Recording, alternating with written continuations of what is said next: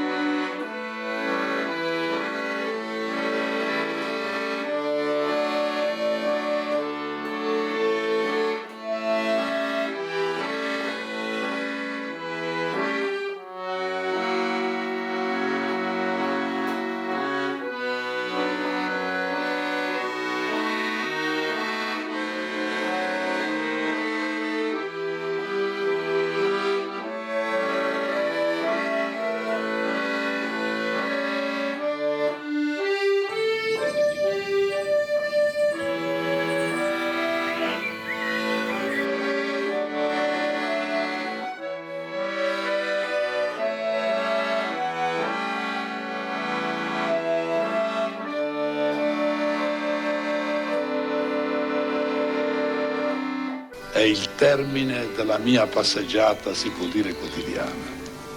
Io dall'abbazia, appena il tempo me lo permette, faccio sempre una passeggiata, una visita al cimitero, perché io penso sempre che i morti sono più vivi dei vivi, capito? E ci fanno veramente compagnia.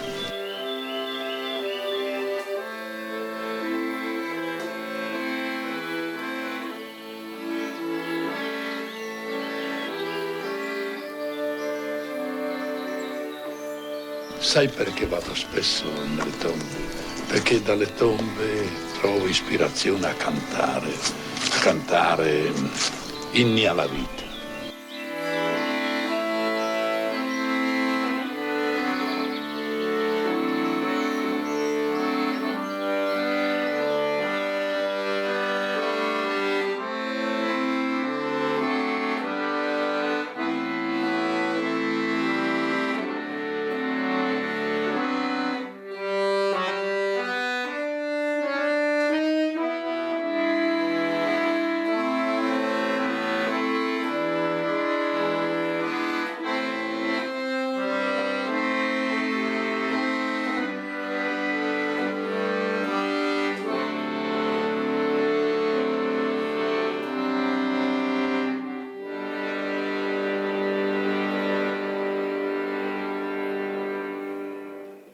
Se ha un significato la mia poesia è quello di essere un dono continuo all'umanità. Questo, anzi, un atto religioso. Per me, quando io faccio poesia, prego, canto, e canto in nome di tutti. Canto per tutti.